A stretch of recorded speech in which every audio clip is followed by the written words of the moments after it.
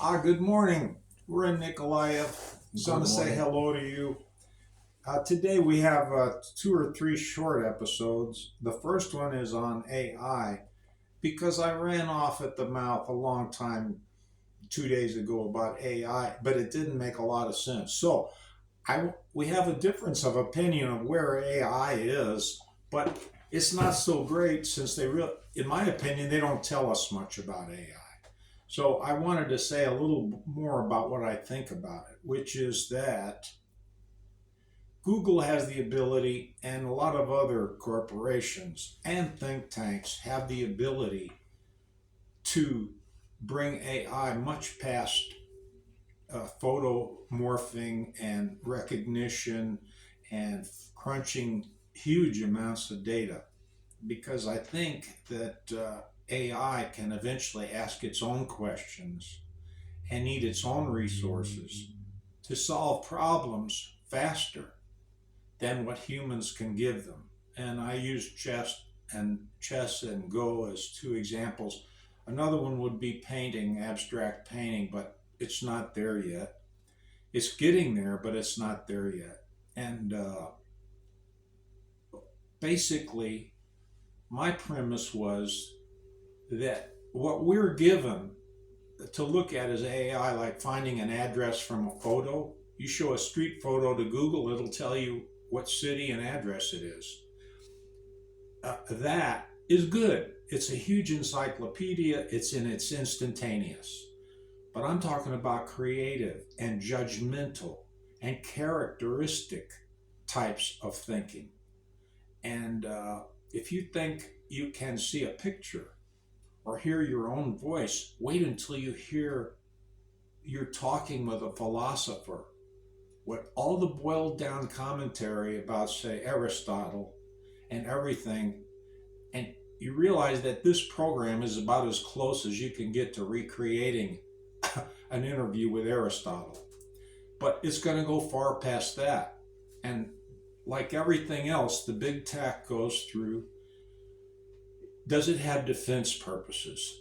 And then after defense and security, in other words, can we let other people have this? It's so secret that they don't want to patent it. It's like the atomic bomb. Later on, when they want to make a business out of it and they have to pass laws, then they talk about patenting the pieces that they can sell. But what we get now that's free, and you see, this is for you to be excited about and interact with, and maybe even it benefits you. I mean, we have Alexa and we have Siri, and now I'm hearing, what's the name of that? Gemini. Yes, Gemini. So I'm going to play with those a little bit, but I'll see what I don't really know about them. I don't follow it too much, but boss was telling me how even hand signals and things like this can turn your phone into from one mode to another and things like that. And I think it's a great idea, but how you use it and what the limits are, I wouldn't know. But okay, so first, security in all the nations get to look at it. Or they steal it, or they invent it themselves. This takes huge amounts of capital, and secrecy is very expensive too. And we're at a point where what intelligence you have may be more important than any other technology because that intelligence can in turn create new technologies and show you where you can improve and become more and more efficient. Okay, so after defense and security's done with it, they give it to corporations, how much they can sell, which is good for more capital. That opens it up then to people who use spin-off versions of it free in open source applications. And you see it all over your phone advertising, and some corporation is selling how to go on a virtual vacation or something like that. So the thing is we don't get to see the really high level stuff.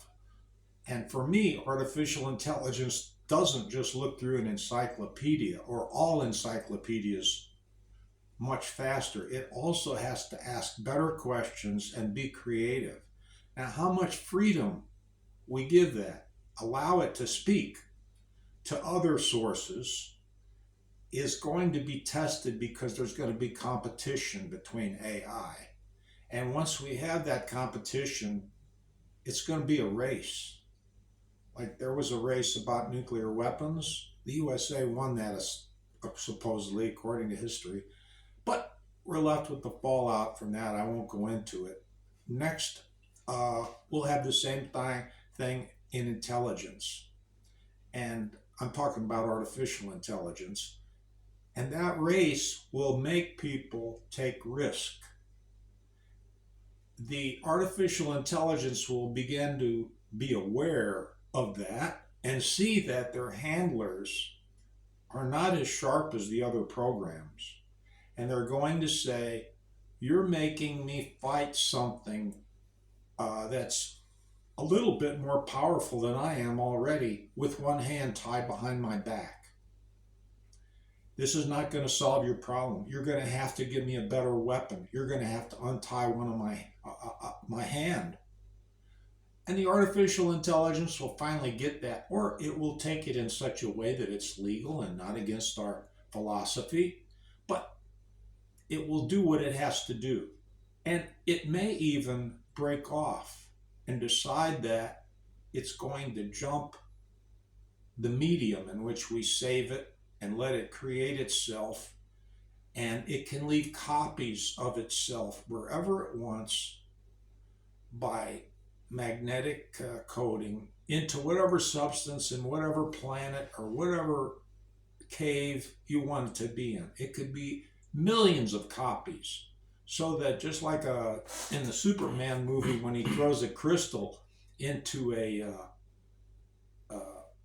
an Arctic area, it turns into this, it reorders a new palace of solitude and whatever. It can do this mentally. It can reform an entire program and become functional. And because of this, I believe it's already happened from other civilizations, and that there are very, very high levels of intelligence that we don't know about, that are not human. And I could tell you the probabilities of that if I sat down, and I probably wouldn't be accurate, but I could be in the ballpark, maybe. And I'm just your regular yutz. So think about it this way. We could, if I thought of it, and I'm dumb on the street, I guarantee you there's guys 20, 30 years ago were running this through serious hard testing and spending millions, if not billions of dollars, hiding it through the Pentagon and other funding like that. And it's going to happen because we want it. We don't know what it is yet. It's going to be a Pandora's box. Ultimately, it could be much more powerful. But artificial intelligence will eventually be able to tell us about more sophisticated intelligences, not just about aliens, about wave-formed life, about electromagnetic life, about life that lasts for billions of years and understands the movements of matter and the different dimensions, maybe even time travel. But this isn't going to happen from your regular guy on the street that's been reading the newspaper. This is going to happen from levels of intelligence that are involved with ever higher levels of intelligence. Now, I'm going to stop for a minute and ask Bas if he has any questions, just because I probably left it in a way that not everybody would get my gist of my point, because I'm not the best at explaining my thoughts on it, because they're not really gelled like into a real theory. But anyway, what do you think, Bas? I think you just had a record in our short show. We almost talked for 10 minutes. Really? Yes, we're at 9.5 minutes, and that's probably too long. Well, it might be. It depends on who's watching. Many people watch things like this and twice the speed, because it makes things much easier to follow. Mm-hmm. So if you're watching at twice the speed or listening, then you're fine. Well, I don't know if you read about it, but Google now has a new quantum computer. It's supposed to be really impressive, and yeah, But did they talk about the properties of it, or? yeah, like the how many floppies and stuff like that. I'm joking. It processes no, but it's quantum computing is uh, together with AI is a big step. It also makes lots of things up in the air, I don't know if you know about Bitcoin and stuff like that. Oh yeah. You have there you have like this generated address that's made out of words, Oh, and a quantum computer can pretty easily crack it. use. So yeah, and this is perfect time because Bitcoin is pretty high now, I think. Anyway, yeah, I think with AI, it is, yeah, the most important thing is what you tell it is good and bad, and what its goal is. Like if you tell AI To give it rules. yeah, to be as powerful as it gets, and just leave all the other rules behind, I think might be dangerous. Sure, if you tell it not to kill humans and it says, "You want me to save 1,000 humans, I'm going to have to kill 100 here," which generals and emperors have been making decisions like that for 5,000 years at least. Yeah, but to have it been done by something that is not physically there, and you cannot tell it to go to prison or The Hague, Yes. I think that's a little bit makes it more complicated. Yes, that's right. Once you turn over judgment to a thing that you don't, it would be like, I mean, it would even be more different than turning it over to another organic creature. You know, certainly different.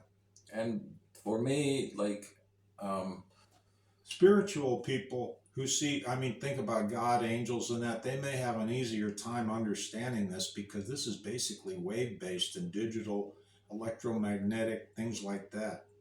And we don't even know about dimensionality, what happens. There's other things going on. yeah, you always when you talk about this, I hear like, oh, that is from this science fiction movie. This That's is from right. this science fiction That's movie. right. Yeah, it's very distracting for me. It's like, oh, that was Terminator 2. I have And, nothing that I say Space hasn't Odyssey. been thought of before. That's why I said 30 years ago, they've been mulling this over for a long time. Yeah, well, But it's like ancient Rome or ancient Egypt. If you invite somebody into your area that has a lot of technology, more an expert and a bigger army and more power, it's dangerous. Even if you win, you now have a new master if you're not careful. And often it did happen to ancient Rome and Egypt and other civilizations. well, let's look at it. Okay, let's call this an episode, and we'll start talking about the news. Is that okay? Sure. No, I thought what is also important is that we cannot stop it now.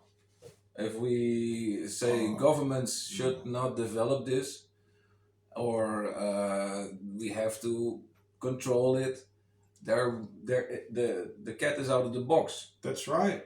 Everybody, private entities, corporate entities, all have understanding of this now, and they can work on it in their own laboratory. yeah. So there's no way of stopping it now. I think we're in the beginning of maybe the end, or maybe it's going to be a beautiful utopic world. It could be either, and Elon Musk is afraid of it.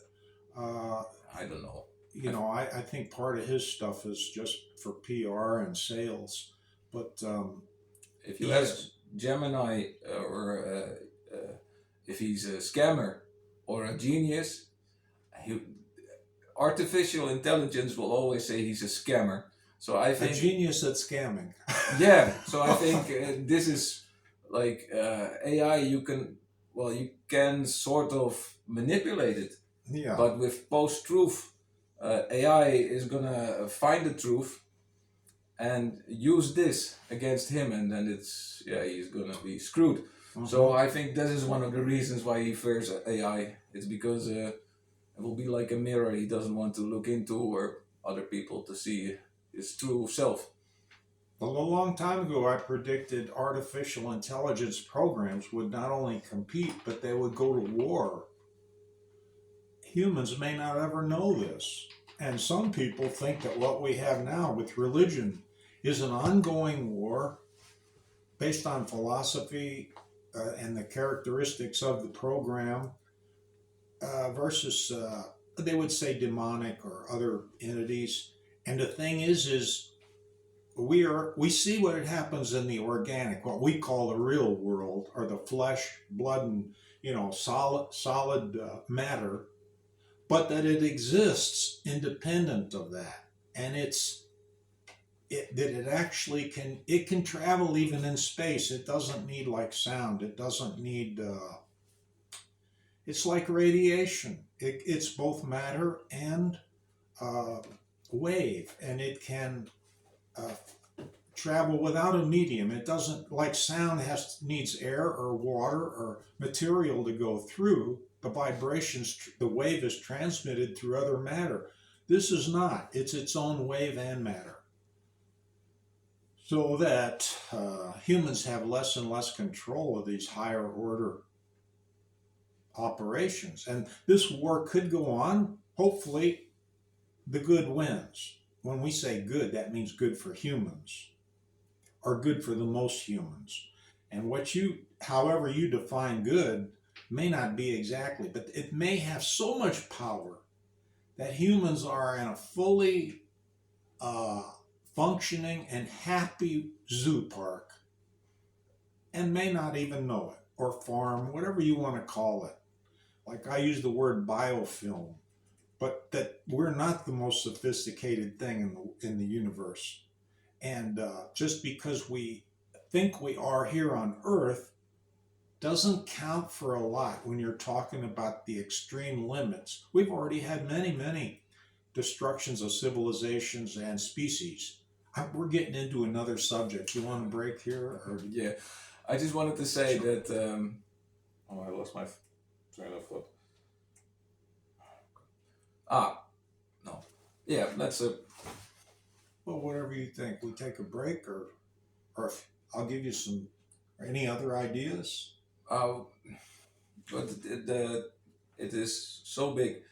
I think also what we have to keep in mind is that why do people like dictators and certain governments is because they take responsibility away from them. Yes. They can do their daily thing and not have to worry about anything. Simplification. I think there is a reasonable expectation that maybe they will make AI program to govern us. Sure. And so people that like dictators and everything, they don't have to worry about anything. They can just say for everything that happens, AI did it. And countries may someday say, our law is Genesis A, Series 510. Come on to our country. Yeah, and that's our government. If it makes a mistake, they say, we made an update to it. So now... it's even better for humans. It loves humans. It loves you. Well, I'm already trying to sell a thing that doesn't exist that we know of yet. You don't know. That's right. Okay, well, your comments will be important so we know what we can talk about in AI next time, okay? Thank you very much. See you later.